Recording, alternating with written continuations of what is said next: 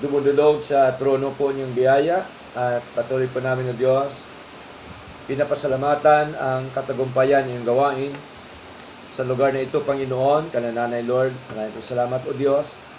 At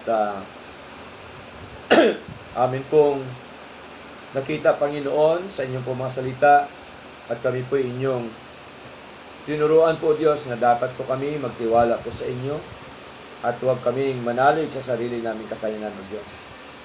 Sapagkat kami po, Panginoon, ay wala magagawa kung wala po kayo sa buhay namin.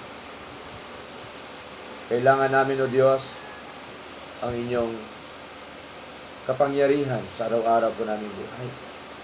Kailangan namin matuto sa araw-araw naming buhay po, Panginoon.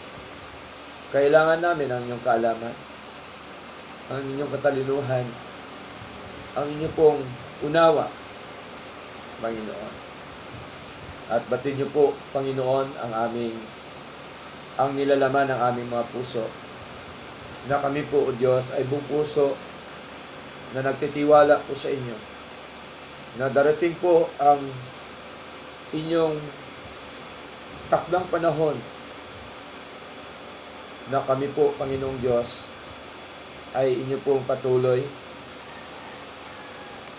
na iangat ang antas ng aming pananampalataya, iangat ang antas ng aming pamumuhay. Kami po ay sumasampalataya ng buong puso na kami po ay inyong dagdagan sa bilang. Dagdagan kami sa aming natutunan sa mga salita. Dagdagan kami upang kami po, Panginoon, ay sama-sama, magkaisa sa amin pong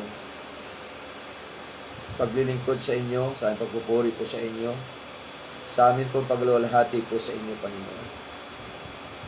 Patuloy niyo po nawa pangunahan ang buhay po ng bawat isa, sa buhay po ni Nanay Lenny, Sister Malo, Sister Agnes, Lord, at inyong ibang lingkod. Nawa ang inyong gawain sa lugar na ito, Panginoon, ay inyo pong patuloy na pasiglahin, O Diyos. Huwag niyo po nawang hayaan ng inyong gawain ay mawala. Huwag niyo po hayaan na kami po, Panginoon, ay manglulupaypay. Bagkus, kami po inyong palakasin, Panginoon, sa kalakasan ng inyo pong biyaya, sa kalakasan ng inyong kapangyarihan, Lord. Tulungan niyo po nawa kami, Panginoong Diyos, sa aming paglilingkod na ito, sa araw-araw po naming buhay. Nawa, Panginoon, kami po'y manahan sa inyong presensya, manahan sa inyong pong mga salita, Panginoon. Palagi niyo po nawa busugin ang aming buhay espiritual sa inyo pong mga aral, sa inyo pong mga payo, sa inyo pong mga tagubilin, sa inyong kalooban sa aming mga buhay, Lord. Tulungan niyo po nawa kami, O Diyos, na kami pong lahat ay patuloy po na maglingkod po sa inyo, sapagkat kung kayo ay wala sa aming mga buhay, ay wala po kami magagawa. Tulungan niyo po nawa ang bawat isa, maging po, Panginoon, sa bawat kapatid na ito, sa kanilang mga hinaing, sa kanilang mga minimiti sa buhay. Nawa, kayo po nawa ang siyang tumugon, Panginoon. Kayo po nawa ang siyang mag-provide, pangailangan sa araw-araw.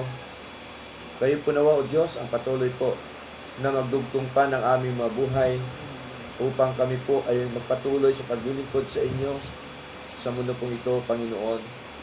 Patuloy nga po kayo, O Diyos, ang pumilos po sa amin.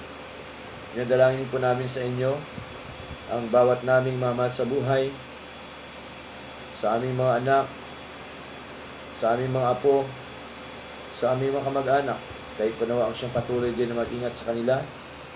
Patuloy mo silang turuan sa mga anak namin, mga malamin sa buhay na nag-aral. Turuan niyo po nawa sila, at sila po nawa ay makatagpo sa inyong biyaya. Kayo din po nawa ang siyang manguna, Panginoon, sa mga hanap buhay, sa negosyo. Kayo po nawa siyang magpala sa amin, Lord God. At nawa, Panginoon, Patuloy mo po kaming turuan sa lahat ng aspeto po ng aming mga buhay, Lord. Sapagkat alam po namin, O Diyos, na marami po kayong pangako sa amin, na kami po lahat ay nagtitiwala ng mga pangako niyo po, Panginoon, kahit kailan. Hindi po kayo nagsisinungaling, at ang pangakong ito ay inyo pong ipinagkakaloob po, Diyos.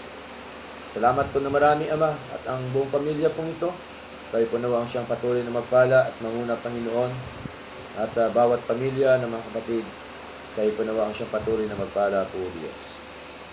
Nawa, sa amin pong pagsamba bukas, patuloy mo kaming palakasin, Panginoon, sa biyaya ninyo, O Diyos, sa inyong kapangyarihan, na kami po ay sama-sama po muli upang kayo po ay aming patuloy po na purihin, dakilain at sambahin sa aming mga buhay, Lord. Salamat po na marami. Nawa ang mga in-invite namin kanina, Sister Gretchen at kanyang asawa, ay amin po makasama po, Diyos.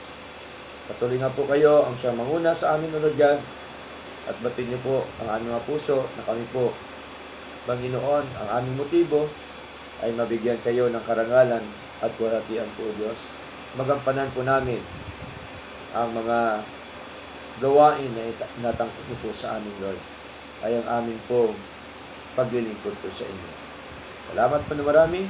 At tunay nga po, Diyos, na sa inyo lamang po ang lahat na karangalan at waratian. Sa pangalan po na Jesus, ito pong aming dalangin. Amen.